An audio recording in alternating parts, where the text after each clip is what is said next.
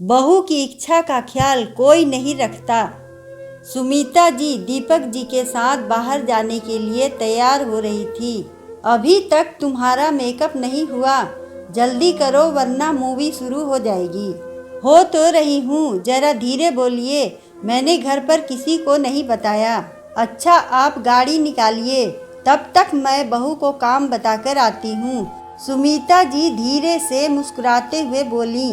सिप्रा सिप्रा सिप्रा कहाँ हो? सुमिता जी अधीर होकर बुलाने लगी। जी मम्मी जी। सिप्रा हाथ में कपड़ों का गट्ठर लिए खड़ी थी। बहू मैं तुम्हारे पापा जी के साथ काम से जा रही हूँ।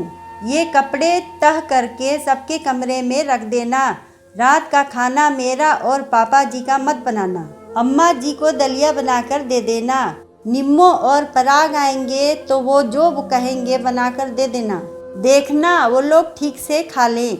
सुमिता जी निर्देश दे ही रही थी कि बाहर से हार्न की आवाज आई, जो इशारा था कि जल्दी आओ। सुमिता जी बहू सब ठीक से देख लेना बोलकर दीपक के साथ स्कूटी में बैठकर फुर्र हो गई और उन्हें एक साथ जाता देख बेचारी सिप्रा सिर्फ ठंडी आहें ही भरती रह गई। शादी तो मेरी अभी हुई है, लेकिन न्यू कपल की तरह सास ससुर जी घूमते, यहाँ तो दिल के अरमान सब धरे रह गए। मैं इस पार वो उस पार, बीच में यह ससुराल वालों के रीति रिवाज के बंधन। अभी सिर्फ 6 महीने ही हुए हैं सिप्रा की शादी को। पति हर्ष दूसरे शहर में नौकरी करता है। सिप्रा को ससुराल के कायदे कानून और रीति रिवाजों से परिचय कराने के बहाने सुमिता जी ने उसे हर्ष के साथ नहीं जाने दिया। ननद निम्मो और देवर पराग अभी कॉलेज में पढ़ते हैं। सिप्रा को जब से घर की जिम्मेदारी सौंपी है, सुमिता जी फ्री बर्ड की तरह घूमती। पहले पारिवारिक जिम्मेदारियों के कारण वो घर से बाहर ही नहीं निकल पाती थी। सिप्रा के आने के बाद वो जी रही है, ये अक्सर सुमिता जी सिप्रा से कहती। सिप्रा ने अपने दादी सास रमा जी के लिए चाय बनाई और उनके पास ही बैठ गई। जब भी हर्ष की याद आती और मन उदास होता तो रमा जी के पास ही बैठ जाती और हर्ष के किस्से सुनती। रात में हर्ष का फोन आया तो सिप्रा ने प्यार से कहा, हर्ष आप इस बार आएंगे तो मुझे भी प्लीज अपने साथ ले चलिएगा।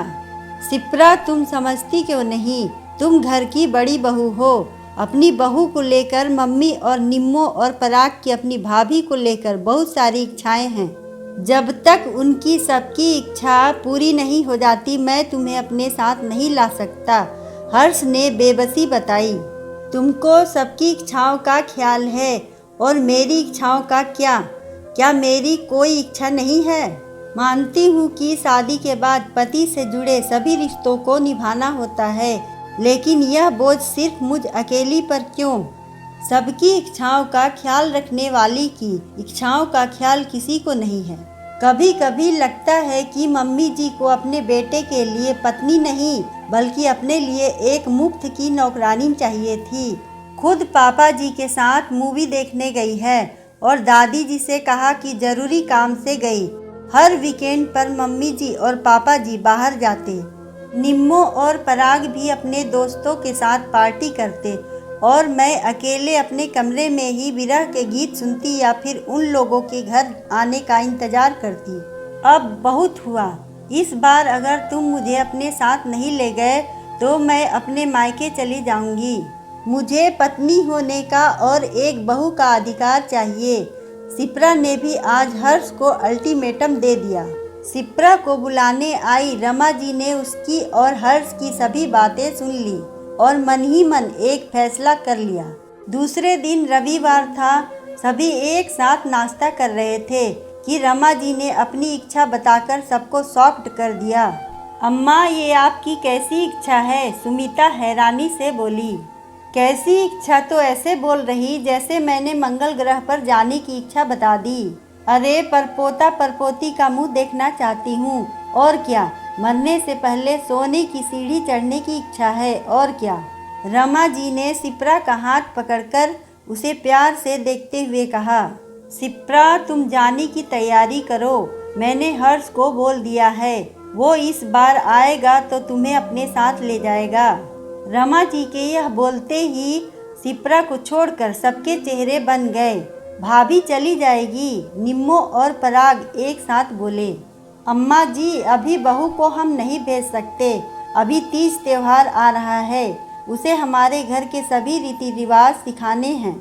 और फिर अभी हर्ष की शादी को सिर्फ 6 ही महीने हुए हैं। अभी से यह बच्चे की प्लानिंग बहुत जल्दी नहीं होगी। सुमिता जी ने अपना मत जैसे ही रखा, रमा जी ताली बजाने लगी। वाह सुमिता, तुमने तो बहुत समझदारी की बात कही। हर्ष की शादी को 6 महीने होने जा रहे और तुम अपने स्वार्थ के लिए हर्ष और शिप्रा को एक दूसरे से दूर रख रही हो। याद करो सुमिता, शादी के 1 महीने बाद ही दीपक तुम्हें अपने साथ ले गया था, जबकि मैं और तुम्हारी ननद गुड़िया अकेले हो गए थे। मैंने कभी तुम्हारी इच्छाओं का दमन नहीं किया, क्योंकि मेरे लिए अपने बच्चों की खुशी पहले थी। तुम और दीपक अभी भी हाथ डाले लैला मजनू की तरह घूमते रहते हो, छुप छुप कर मूवी देखने जाते हो। हर्ष और शिप्रा के यही दिन है एक दूसरे को समझने की, ताकि उनका भी दाम्पत्य जीवन सुखी हो। एक दूसरे से दोनों को अलग करके तुम अपने लिए बहू के दिल में इज्जत खो रही।